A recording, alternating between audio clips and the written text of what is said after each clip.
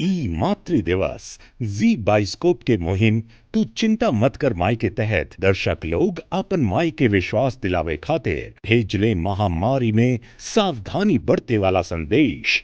आई देखल जाओ कुछ चुनिंदा संदेश। चिंता जिन कर माई, जहाँ भी रहो मास्क लगा के रहो,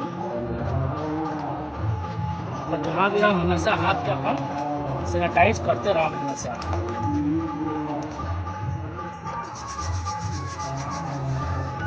चिंता जिन कर माई, हम लोग से दूर बानी, बाकी तो हम लोग चिंता मत करिए। जब हम कहीं जानी तो मुंह पे मास्क लगाए नहीं, हाथ के सैनिटाइजर करे नहीं, अपना हाथ के धोए नहीं। चिंता मत करिए माई, घरे आराम से रहिए, मास्क लगा के रखिए, साबुन से बार बार हाथ धोई और अच्छे से रही। लाई कोरोना से लड़ाई, विश्वास दिलावा तनी माई, तू चिंता ना करी माई।